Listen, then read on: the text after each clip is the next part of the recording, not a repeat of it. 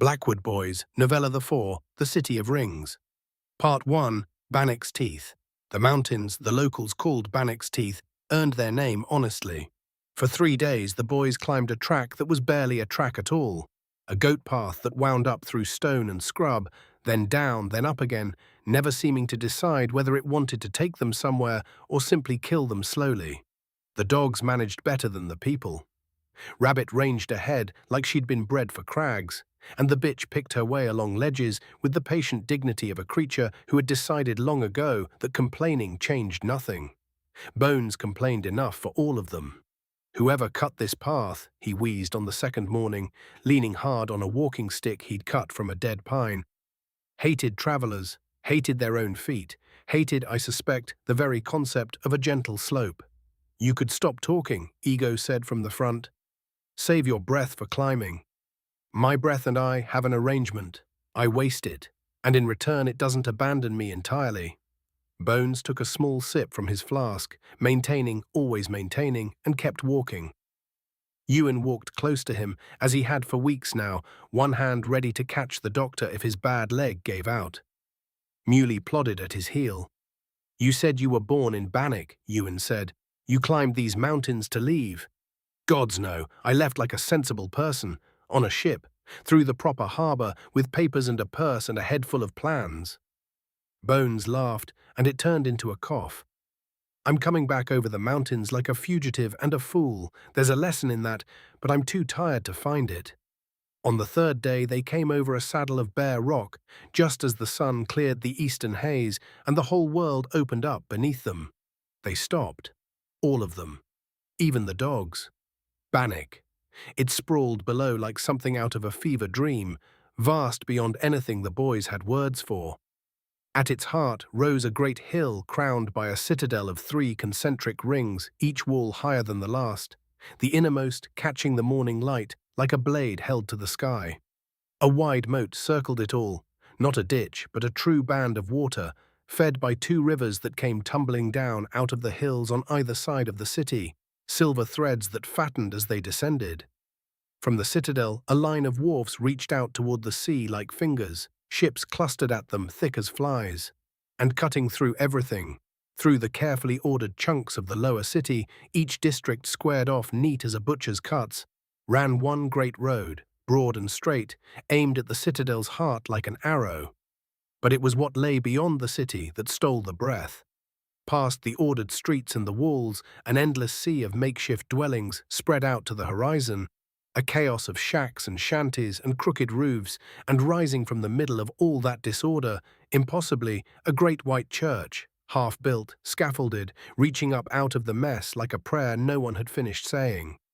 And the sound, even here, even this high, even this early, the distant ringing of hammers on anvils, hundreds of them, a metal heartbeat drifting up from somewhere in the lower districts. "The Forger's Road," Bones said quietly. "You can hear it from the mountains. You can hear it, I think, from the grave." He pointed a trembling finger at the citadel. "The Duke sits up there, in the innermost ring. Below him, the wealthy. Below them, the merchants and the guilds. Below them, the rest of us. And out there," his finger swung to the endless sprawl, "the people the city decided it didn't want." "It's so big," Damien breathed. Bud pressed against his leg, sensing his unease. How do you find anyone? How do you find anything?" "You don't," Bones said. "That's the point of a city like this. You disappear or you're devoured, sometimes both, in that order." Ego said nothing. He looked at the great citadel for a long moment, his jaw tight, then turned his eyes to the sprawl beyond the walls. The melted door latch sat in his pocket, as it always did now, Krassik's reminder cold against his hip. "Then we disappear," he said finally. "Come on, standing here won't feed us." They started down. Part 2, Sailor's Drift. The descent took 2 more hard days, the path dropping them down toward the coast rather than the city proper, until they spilled out at last into a huddle of weathered buildings squatting on stilts and pilings along the wharfs. The boys saw the lights and the smoke and quickened their pace, and for a glorious hour they believed they had reached Banic itself. Then George stopped at a leaning signpost and read the carved words aloud. "Sailor's Drift." That's not Banic, Ewan said. No. Bones looked around at the sagging taverns, the nets hung to dry, the hard-eyed men who watched them pass. This is where they keep the sailors who can't go into the city. No pass, no papers, no entry. So they drink here and fight here and rot here between voyages. He sighed. We came in the back of the back door. Banic proper is still a river and a wall and a great deal of trouble away. Wonderful, Ego muttered. They were hungry, footsore and short on patience, and it showed. They bickered their way up the muddy main street, Ego wanting the first tavern they saw, Ewan wanting to know if they could even afford it. George quietly noting which doorways had men watching from the shadows, Damien fretting about where the dogs could go. In the end, they settled on a 2-story place near the water with a carved anchor over the door, half its flukes broken off. The anchor's end. Dogs stay out, Ego decided. Damien, you watch them. We'll bring you food. Damien opened his mouth to argue, then looked at the 5 dogs and the narrow, crowded street and closed it again. Bring me something that isn't fish, he said. I'm sick of fish. You're by the sea. It's all fish. Then bring me bread that hasn't met a fish. Inside, the anchor's end was dim and low-ceilinged and thick with smoke. The boys took a corner table, kept their backs to the wall out of habit, and ate the first hot food they'd had in a week, a thin barley stew with something grey in it that might once have been mutton, and bread that was indeed mostly free of fish. And they listened. That was the real meal. Sailors talked, and sailors who'd been drinking talked more, and 4 quiet boys in a corner heard a great deal. Tax on the salt now, can you credit it? Salt. Next they'll tax the air. Ring Watch took Henrik's whole cargo, said his stamps were forged. They weren't forged, they just weren't paid for, if you take my meaning. Trouble up north, that's what I heard. Some madman raising an army, burning towns, taking boys for soldiers. George's hand stilled on his spoon, Ego's eyes flicked up. L, they call him. Won't touch Banic, mind. Banic's walls have stood 1,000 years, but the duchy's bleeding out there in the dark, and the Duke just keeps building his pretty church in the sprawl, like God'll thank him for it. You want my honest counsel? A grizzled man said to his table. If you've no pass for the city, don't waste coin on bribes at the iron gates. Go to the mudfields, east of the citadel along the Mud River.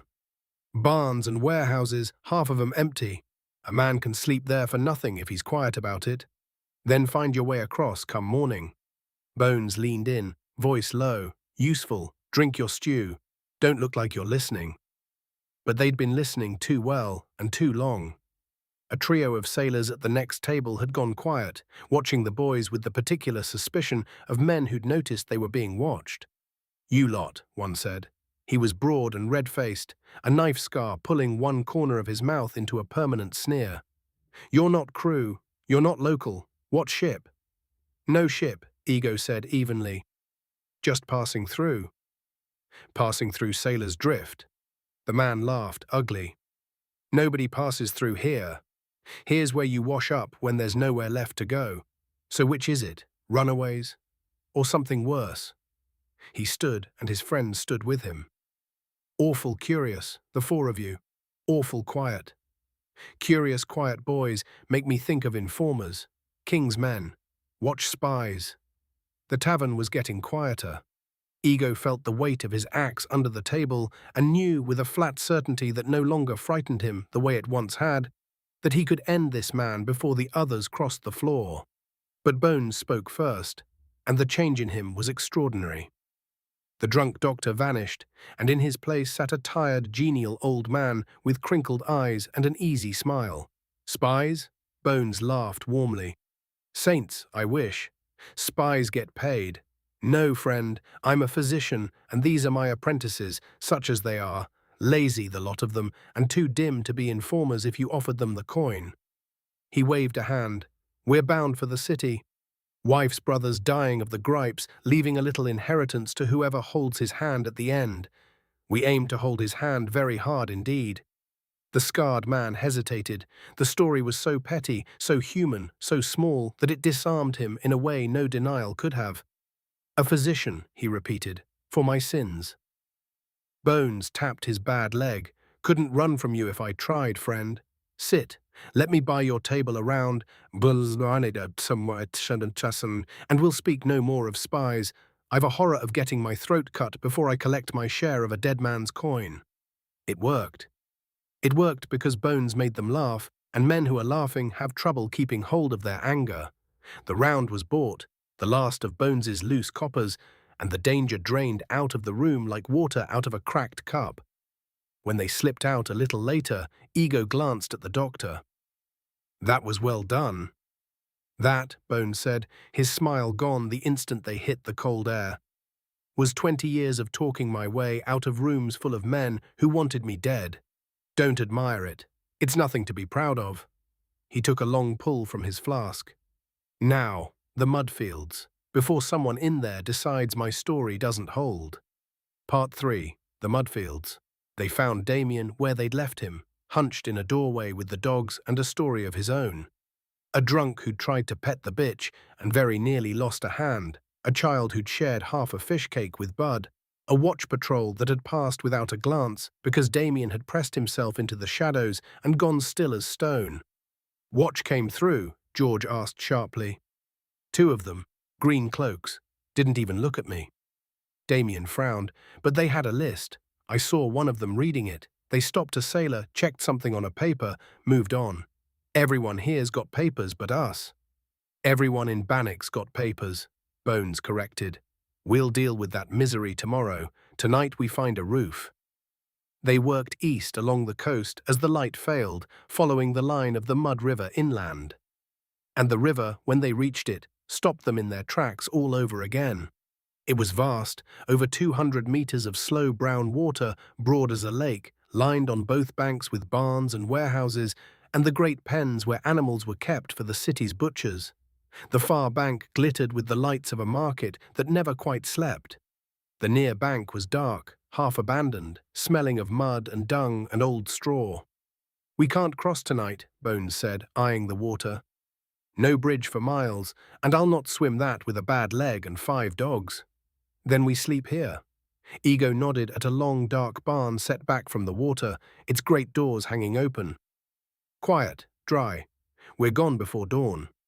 The barn was empty, save for old straw and the ghosts of livestock long since slaughtered. They climbed into the hayloft, hauled the dogs up after them, a comedy of effort with the bitch, who submitted to being shoved up a ladder with the long-suffering air of a queen carried to a chamber pot, and made a nest in the musty hay. For the first time in weeks, they slept under a roof, and it felt like luxury. They woke to growling. The bitch had risen, hackles up, a sound coming out of her that meant only one thing. Below, in the grey half-light of first dawn, shapes were creeping through the barn door, 4, 5, 6 of them, moving with the soft-footed care of men who did this for a living. Ego was over the loft edge before the others had fully woken, dropping down to land in a crouch with his axe already in hand. That's far enough. The figures froze. They were a hard-looking lot, lean, ragged, quick-eyed, and they carried the small, sharp tools of their trade, knives, a short club, a length of weighted chain. Not soldiers, not watch. Thieves. Easy, friend, said the one in front, palms out, smiling without warmth. No trouble here, just come to see who's sleeping in our barn. Your barn. Ego didn't lower the axe. George dropped down beside him, spear in hand, and a moment later Ewan and Damien appeared at the loft's edge with arrows already nocked, looking down. The dogs ranged out below. The bitch, Bud, Sage, Muley, Cygnus, Rabbit, spreading into a loose half-circle, low and silent and ready. The thieves' smiles faltered. That's a lot of dog, the leader said. And a lot of arrow, Damien added from above, his voice steadier than he felt. For a long moment the barn held its breath. The leader's eyes moved over them, the axe, the spear, the bows, the beasts. And Ego watched him do the arithmetic that the scarred sailor had done the night before and reached the same conclusion. Not worth it. All right, the thief said, and his smile became something more genuine, more rueful. All right. You're not Marx, I can see that. Pity, but I'm a practical man. He cocked his head. You're trying to get into the city, aren't you? No pass. Why else sleep in a butcher's barn on the wrong side of the mud? George and Ego exchanged a glance. Maybe, Ego said. Then maybe we can do business instead of bleeding. The thief spread his hands wider. I've a boat, big enough for the lot of you and your hounds. I'll have you across and into the market before the sun's properly up. No questions, no watch, no papers needed. His smile sharpened. For a price, naturally. Bones's voice came down from the loft, dry as dust. Naturally, and what's to stop your boat from tipping us all into the mud halfway across and taking our purses off the bottom? My professional reputation, the thief said solemnly. And for some reason, that made even Ego's mouth twitch. They haggled. Of course they haggled. Bones did most of it, and the thief gave as good as he got, and in the end they were poorer by a sum that made Ego's jaw clench. But they had passage, and they had it before the morning watch came round. The boat was a flat-bottomed barge, just large enough. The dogs hated it. The crossing was slow and silent, the brown water sliding past, the far bank of lights and noise growing closer. The thieves rowed and said little, though their leader watched the boys with an interest that wasn't entirely mercenary. You're from up north, he said at last quietly to George. The accent. There's stories coming down from up there. Bad ones. We don't know any stories, George said. The thief studied him with those quick eyes. No, he said, I don't suppose you do. And he said nothing more until the barge bumped against the far bank and they all clambered off into the waking chaos of the river market, a little lighter in coin, but on the right side of the water at last. Part 4, the city that wants paper. The river market was a marvel and a misery all at once. Stalls and barrows crowded every inch. Sellers shouting over one another, the air thick with the smell of bread and blood and tar and 100 spices the boys couldn't name. Bud and the other dogs pressed close, overwhelmed, and Damien kept one hand on the bitch's broad head to steady them all. They found food for the dogs first, Damien insisted, at a butcher's stall heaped with offcuts and bones. And there, in a stroke of the kind of luck that the world occasionally offered just to keep you guessing, Ego found something more. The butcher was a big man, with forearms like hams, and when he heard Ego speak, he stopped mid-cut. That's a Banic of the North voice, if ever I heard one, he said. Whereabouts, lad? Blackdown, Ego said, before he could think better of it. Charcoal country. Blackdown, the butcher laughed in delight. I'm out of Erie's, not 3 days' walk from you. Saints, a hometown voice. He looked Ego over. The breadth of his shoulders, the calluses, the way he stood. You know your way round a cleaver, a lad your size? I'm short a hand. Honest work, honest pay, and I don't ask to see a man's papers if his arm's strong and his mouth's shut. Ego blinked. After months of running, of fighting, of watching the world try to kill them, an offer, simple as that. A job. Aye, maybe, he said. We need to find a place first, to live. Course you do. Course. The butcher waved a bloody hand. You come find me when you're settled. Mott's the name. Ask anyone on the river for Mott the Erie's man. The offer stands, hometown. They walked on, and Ego was quiet, turning the offer over like the door latch in his pocket. A thing that might mean something, or nothing, but the city soon crushed the small warm thing the butcher had given him. They learned, over 2 long days, exactly what Banic was. It was paper. Everything was paper. To sell at a stall, you needed a stamped writ. To work for wages, you needed a guild token or a master's pledge, both stamped. To carry a weapon, you needed, well, you couldn't, not really. Only a cudgel of regulation length and weight was permitted to common folk, and Ego's axe, George's spear, the bows, all of it had to be wrapped and hidden and would see them arrested on sight if a watchman caught them carrying. Even to move between certain districts, you needed a pass, stamped and dated.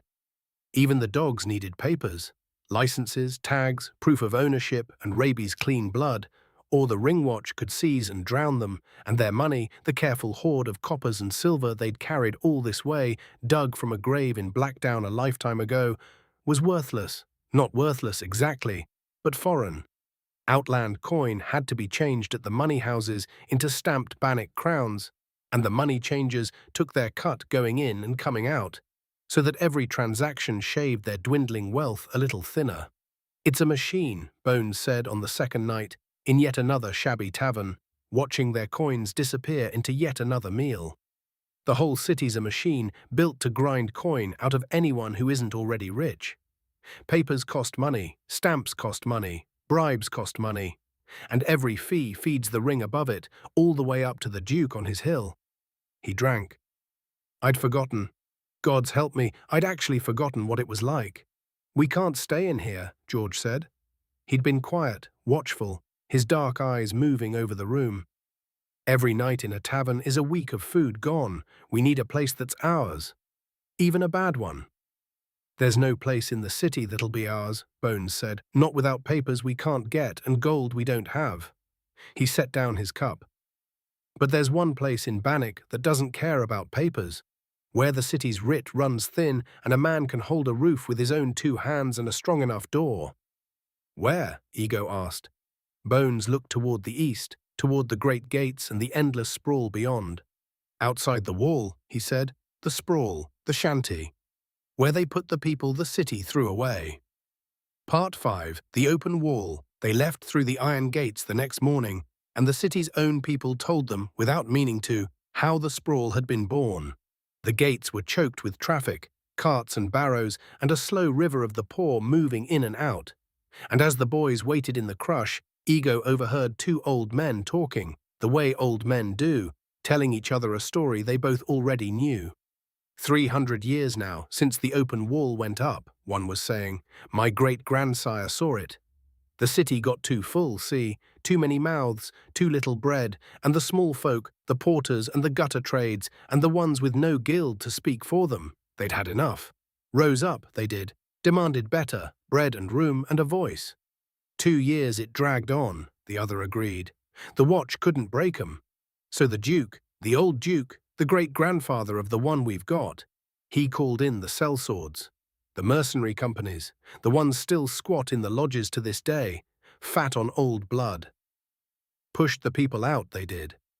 Out past the line where the wall is now, and the Duke threw up the open wall behind 'em. Brick and spite, fast as masons could lay it, to keep 'em out for good. The old man spat, and the people had nowhere to go, so they built, out of mud and scrap and whatever the city didn't want. And they kept building, and they're building still. The sprawl, when they passed through the gates and into it, took the boys' breath away for the 3rd time since the mountains, but not with wonder this time. It went forever. A warren of crooked lanes and leaning shacks, dwellings stacked and patched and propped against one another, mud underfoot and washing strung overhead, and people, more than the boys had imagined the whole world could hold. Here and there, an old brick house stood incongruous among the shanties.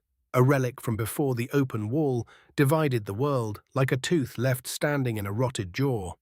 And over it all, in the distance, the great white half-built church rose serene and impossible, scaffolded and shining. The Duke's gift to the people he had walled out.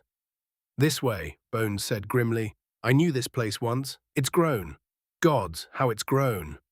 They wandered the warren for hours, hopelessly lost, until they came at last upon an open square crowded with a second-hand market. A chaos of junk and salvage, broken things sold to people who could afford nothing better. On one side stood a low, rough tavern, its sign reading simply, "The Second Left." And there, footsore and out of ideas, they stopped to rest and to ask. That was where they met Coiner. Part 6. Cornelius stayed. He was a small, neat man in a city of the ragged. That was the first thing wrong with him. Where everyone else in the sprawl wore mud and patches, Cornelius stayed, wore a clean coat and clean hands and a smile that reached exactly as far as his teeth, and no further. He sat in the best chair in the second left, like a spider in the best corner of its web. And when the boys came in, 4 hard young strangers, a drunk and a pack of war dogs, his clever eyes lit up the way a merchant's do at the sight of unexpected stock. Travellers, he purred, before they'd even sat, and weary ones. From the north, I'd wager, by the look of you. Come, sit. The second left keeps the only honest ale in the quarter. Tell old Coiner your troubles. Bones's eyes narrowed. He knew the breed, but they were tired and lost and out of choices, and a man offering to listen was a man worth hearing carefully. We need a place to stay, Ego said bluntly. A roof, something that's ours. Of course you do, of course. Coiner steepled his fingers. And you've discovered, I expect, that the city wants paper you haven't got, and gold you're running short of. The sprawl asks neither. Out here a man holds what he cannot hold, and pays his rent to those who keep the peace. His smile widened a fraction. I am one such peacekeeper, a baron of these humble streets, and it just happens, that I have a property standing empty, a fine old house, brick, real brick, right against the open wall. Room for all of you. Room for the beasts. Even a courtyard with its own well. It was too easy, and George felt it like a draught from a door left open. Empty, he said quietly. Why empty? Coiner's smile didn't flicker, but something moved behind his eyes. Approval, maybe, that one of them was clever enough to ask. A small matter, he said. Squatters, a gang of country folk, new to the sprawl, no respect for how things are done. The Hallows, they call themselves. They took the house and they won't pay their rent, and they won't leave. He spread his clean hands. I could have it cleared, of course, but my men are precious to me, and your sort. He gestured at the axe shape under Ego's wrapped bundle, the spear, the dogs. Your sort look as though clearing a house comes naturally. You want us to fight your battle, Ego said flatly. I want us to do each other a kindness, Coiner corrected gently. You clear the squatters, the house is yours. Rent on the last day of each month, 1 gold crown, fair as fair. He leaned back. Or you can keep wandering my streets, sleeping in the mud, watching your coin bleed out a copper at a time until you've nothing left and the watch sweeps you up for vagrants. The smile again, all teeth. Choose freely. I am a patient man. They knew they were being used. Even Damien, the youngest, could feel the trap of it. But Bones met Ego's eye and gave the smallest shake of his head that meant we have no better option, and Ego, who hated being maneuvered more than he hated almost anything, swallowed his pride for the sake of his brothers. Show us the house, he said. Part 7. Smudge Coiner didn't take them himself. He sent his enforcer. Smudge was the largest man any of them had ever seen, near 7 feet of him, bald as an egg, with a gut that hung over his belt and arms like the limbs of an oak. He didn't speak when he collected them, didn't speak as he led them through the warren, didn't speak as the lanes grew narrower and meaner and the brick houses petered out into a single long, thin row of old buildings backed right up against the open wall itself. He stopped at the mouth of a narrow alley and raised one enormous arm and pointed down it, at a building looming at the end, a great house gone to ruin, its double doors sagging and broken. He looked down at the boys. The dogs eyed him warily. Even the bitch seemed uncertain what to make of so much man. Careful, Smudge said. One word. Then he folded his arms and settled in to watch from the alley's mouth, immovable as the wall itself, and said nothing more. The boys looked at the house. It was a wreck. The windows were boarded over or simply gone, open to the weather. One gaped black and soot-stained where someone inside had been using it as a chimney. The great double doors were rotten, one set of hinges rusted to nothing. The whole sagging mess held in place by a few hastily driven nails. Ego hefted his axe, unwrapped now, and the familiar weight of it settled something in him. Same as always, he said quietly. I go first. George behind me with the spear. Ewan, Damien, Bowes. Don't loose until you've a clear shot. It's close quarters in there. Bones. I'll mind the dogs in the rear, Bones said, and try not to die. It's a specialty of mine. They walked up the alley. Ego raised his axe and hammered the flat of it against the broken door. Hallows, he called. This isn't your house. Come out and leave, and no one gets hurt. A long silence. Then, with a grinding scrape, a chunk of the rotten door, 2 feet by 3, was hauled inward. And a face appeared in the gap. Behind it, in the gloom, Ego could make out 3 figures, rough-clothed, hard-eyed, gripping clubs and a spear, and one with a crossbow, a war crossbow, heavy, huge and cruel, already spanned and loaded, its bolt aimed straight at Ego's chest. Go, said the man in the gap. Fuck yourselves. Down, George shouted. He and Ego threw themselves apart as the crossbow loosed. The bolt punched through the gap with a sound like a hammer blow, and buried itself in the alley wall where Ego's head had been, sunk to the fletching in old brick. Then Ego was up, and the rage was on him, the same cold fury that had carried him through the warden on the road, through the demon bear, through everything. The door was rotten and the crossbow was empty, and there would be no time to span it again. He swung.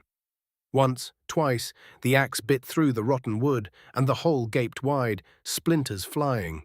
With the third blow it was big enough, and Ego dove through it into the dark. George right behind him with the spear. Inside it was chaos. 6 of the Hallows, not 3, badly armed, worse organized country toughs who'd seized a house and never expected anyone to come take it back. The crossbowman was fumbling with his weapon, cursing. Ego took him with the flat of the axe, and he went down and stayed down. A club whistled past George's ear, and he answered with the spear butt, then the point. Ewan and Damien came through the gap behind them, bows up, and their arrows hummed through the gloom, not killing shots, not in that confusion, but enough to send one of the Hallows screaming and clutching a punctured shoulder. Then the dogs came. Bones had held them as long as he could, but a fight is a fight, and the bitch had no patience for being held back from her boys. They poured through the broken door in a tide of teeth and fury, and that broke the Hallows completely. Half of them were down, dead, dying, watching and sussy, or wishing they were, and the other half threw down their weapons and scrambled out of the house, for windows, for any hole that led to the open, and away from the dogs and the terrible axe and the boys who fought like the demons of some northern hell. And then it was over. The boys stood in the wreckage, breathing hard, blood on the axe and the spear and the old stone floor. The dogs prowled the room, growling at the corners. Somewhere in the back, the last of the Hallows could be heard crashing away into the warren.